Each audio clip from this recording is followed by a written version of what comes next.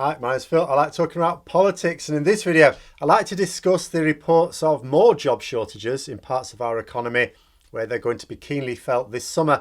I'd also like to discuss how, although the government have identified one long-term part of the solution that absolutely needs pursuing, they don't seem to want to actually help carry it out. But first, if you'd like to be notified of daily news and politics, please subscribe to the channel and click the bell notification icon. So we've already heard about the shortage of lorry drivers as well as workers in hospitality. Interesting point, someone linked me a thread, again related to the shortage of lorry drivers from the point of view of just basically what a crap job it is as well. May follow up on that on some point. The shortage of workers is going to be huge this summer anyway, so it's going to come up at a time and again. But, you know, lorry drivers, workers in hospitality at the moment has been the headline news. Both of those are going to create an increasingly large mess that will be impossible for people to ignore as summer rolls merrily on. But now we've got a BBC report on a shortage of trades workers. A representative of the industry said that the shortages were believed to be caused by skilled EU workers returning home for the pandemic, but then not coming back after Brexit. Basically exactly the same reason that is a chief cause of shortages in logistics and hospitality and potentially retail as well. The pandemic travel restrictions absolutely explain how many of these workers would not have been available in this country over the past year, but then the demand was also lower. So then Brexit kicks in this year and these workers have not been encouraged to come back. You know, with many of them actively blocked by our shiny new immigration rules. People who try and say, no, these shortages are down to COVID. It's like, look, there's COVID in other countries as well. They're not having articles in their press about these shortages. And the other thing is, you know, they haven't changed their immigration rules. Our immigration rules actively block many of these people. And for those who want to focus on the pandemic, as I say, you've just really got to ask, because that has been the problem this year. It's like certain things have a Brexit dimension and have a COVID dimension. Got to be able to separate them out. Where you have something where the COVID situation is the same as in other countries, but we have a situation where there is a link with Brexit and that's not a problem in the other countries, got to ask yourselves why. You know, the pandemic swept through the entire continent. We have suffered more than most due to incompetent government. I mean, we've now got more cases than the whole of the EU put together. Given that several European countries are still struggling badly, that's a bit of an eye-opener. Not just the worst number of cases out of any EU countries, higher than the entire bloc put together. And with Euro 2020 being held responsible for a massive upturn in new cases, we may just be the herald for a Delta wave passing across Europe now. But anyway, the point is that we are suffering shortages that are not biting other European countries. We have both the pandemic to deal with, so we've got the same travel issues, but we have new immigration policies on top of it. And although I say this is about Brexit, to be clear, I don't really mean it's Brexit itself. I mean, it's the Brexit mindset, not the fact of it. You know, we could have left the EU and not had these problems. We have these problems because our immigration policy hasn't the slightest clue about what our economy needs. And when it comes to those who supported Brexit for immigration purposes, see, you talk to some of them, and many of them, as far as I can tell, took the view that UK citizens shouldn't be competing for jobs in the UK with EU citizens. You know, most don't have an issue with foreign workers occupying roles that we can't fulfil themselves. So it's a bit like, well, if a British worker can do the job, they should do the job. But if they're going unfulfilled, well, we're okay. You know, foreign workers can do those. So yes, they voted for national self-destruction, but it was mostly by accident. But our immigration policy blocks foreign workers, even in jobs where we cannot otherwise fill them. It's like we've got these jobs vacancies. Great, get British people to do them. They're not applying. They're not there. They don't exist. Can we get some foreign workers, please? No. You know, when there aren't British workers available, that's the problem. We're told in this report that a lot of people are planning home improvements right now. That makes sense. People tend to do this anyway, I suppose. And then with more people working at home, you want a suitable environment for both work, and office space. A lot of people have been trying to make do when they haven't really had an office. I've always had an office space because I always spent a lot of time on a computer. A lot of people don't. So even when people returned to the office, it's unlikely to be full time for a lot of people. It might be, say, 2 days in the office, 3 at home, for example. Either way, it means people want to redesign their home to suit the new pattern of life. You always want to have your house designed to suit you and what you're going to be doing at home. The guy interviewed by the BBC, representative of the industry, reckons that 80% of homeowners will be carrying out improvements this year. Now, I don't know how accurate that is, and I don't know what the percentage would be normally. But it sounds like a big ask at any time to me. But at a time when there's a worrying shortage of the sort of people who have the skills to carry it out, it's not happening, is it? Or you'll be more likely to end up with cowboys. We've just had, we needed a new dishwasher. Well, we need a new dishwasher and fridge. We did need a new dishwasher. And then the guy who, it's fitted, so it's not just a case of delivering it, slide it in. The guy who delivered it didn't install it properly at all and broke the fridge, not installing it properly. So then we had to have someone else come out to fit the dishwasher properly. Now they've come to bring the fridge that was broken, or the new one, to replace it. Unfortunately, it was the same guy who knackered the fridge in the first place. And guess what? He's not installed that properly, and now he's broken our sink, as well as drawn on the door with permanent marker. And this guy who came and completely arsed up the installation of the dishwasher has now arsed up the installation of the fridge.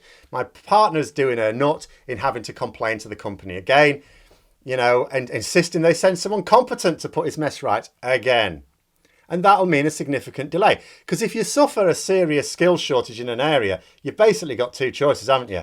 One, hit and hope with an unskilled chimp. Or secondly, wait longer and pay more for someone who can actually do the job properly. These sorts of things are always brilliant for the not enough genuinely skilled workers who are available. Oh, there'll be plenty of work for them. Bit of a bugger for the demand side of things, the consumer in this case. And what was the solution proposed by the government? By the industry first of all, should we say. Their solution is that the government should reevaluate their shortage occupations list. That should be simple, shouldn't it? If there's a significant shortage in the country for any role, it ought to be added to the list, but it's not.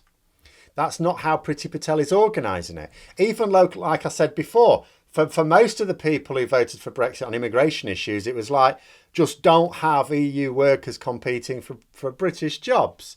But, where we've got shortages, absolutely. But that's not the policy we have. So we have and will continue to have shortages in the NHS, which was already knackered by Tory underinvestment and now has to deal with massive amounts of long COVID knackering their remaining workforce, and now the immigration policy. We've got shortages of lorry drivers, and the haulage industry are crystal clear that this is going to be a disaster. We're already seeing shortages in the supermarkets. People who work in retail have been pointing out some tricks that shops have been employed to hide them. Products that aren't available. So what do? Rather than have empty shelves, you fill those shelves with things you've got lots of. So whereas you might have had a couple of shelves of a particular product, now you've got lots of shelves of the same product because you can't get in the stuff that's supposed to be on that shelf. The classic example has been the fruit aisle in some shops only having oranges and bananas instead of the usual wider selection. But that's now. It's going to get worse. We are told by the industry this is going to get worse. We also have shortages in hospitality at a time when people want to start planning holidays, but also just going out in general. I mean, if they're sensible, you'd think mostly we're going to holiday in this country because there are already barriers to travelling abroad and those barriers are changing. And the rules can change at any time. Like if you've booked a foreign holiday for a month's time and you see the chart of our rising cases, you're going to be confident you're still going to be enjoying that holiday without a quarantine at one end or the other, or maybe both. And the government's response to the shortages, they say that employers should invest in our domestic workforce. What domestic workforce? That's the problem. We don't have one. That's why we've got shortages. Or rather, we don't have one large enough to plug the gap. Now, it's very sensible to try and cover as many important roles as possible with local workers, of course. So that means needing to train people to have those skills. it also means making the jobs worthwhile. But employers can't do that, really. I mean, in some cases, yes. Most of the time, it's not realistic to ask an employer to take someone completely untrained and unskilled and spend ages paying them to give them those skills. The government needs to take the lead on this. You know, employers, of course, need a role in shaping suitable training programs, just like unions will, but the government needs to actually deliver that education, encourage people to take up shortage professions, and make sure that they have the programs in place to deliver on it. The government say they're doing this. They are not. And if you don't address a problem, you don't solve that problem. Frankly, the government are either blithering idiots or they know full well that the problem won't be solved and are deliberately shrinking our economy to the point where it can cope. And at this point, either could be true. The other thing is that not all of these shortages are about skills. I mean, yeah, lorry drivers, trades workers need advanced skills. It takes a long time to get your training. And even then, you know, shortage, you know, you've got the problem that you can have the training, get the qualifications, but then you still need years of experience before you're fully proficient. But there are shortages in unskilled roles as well. That's not a training issue. It's a lack of workers issue. Domestic workforce, we haven't got it. The unemployed are not always where the jobs are. So unless the government wants to come up with relocation packages for people, these shortages can only be solved by changing their pointless immigration rules. I mean, it stands to reason. The majority of businesses are where the majority of people are. You know, and those are not necessarily the parts of the country with significant unemployment. So the training needs to form part of the solution. But that doesn't do anything for shortages now. Training for skills jobs takes time. Then, like I said, you need more time for the experience to hone that training. Like the Road Haulage Association say we're 60,000 drivers short. Now, we can't just train 60,000 at once, but let's say we could and they all hit the market at the same time. You flood the industry with 60,000 or whatever it is. Is it 60,000? Many tens of thousands. New drivers all at once. You don't actually solve the problem because although the vacancies will be filled, there's a lot of issues. See, even before reading this thread, I could appreciate that lorry driving is not an easy job. You know, you can just imagine all the things you need to do, and it's going to take a bit of experience, you know. So that proficiency comes with experience, and this is why these industries are clear that we need to source foreign workers. There's no other way out of this, which means the government have two choices. One, do nothing, which tends to be their normal choice, and allow this to go disastrously wrong, and then try and work out some way of blaming the EU or Labour. Or two, do what they have often done before as well, which is to fix it behind the scenes whilst pretending that they're not. So they could flood the occupation shortage list with every occupation possible. They could actually behind the scenes completely change their immigration policy and still claim they have a restrictive immigration policy. See, I thought that's originally what they were going to do. To say, oh, we've got these points-based rules now, really tight immigration, and then just have exceptions for everything that we need. You know, that's the usual way of doing these things. But no, that's not what they've done so far. So it will be interesting to see which way they go with this. But those are my thoughts. Let me know yours in the comments below. Hope you found the video interesting. If you did, don't forget to click the like button. And if you'd like to support the channel further, please also click the Patreon link for details. And until next time, I'll see you later.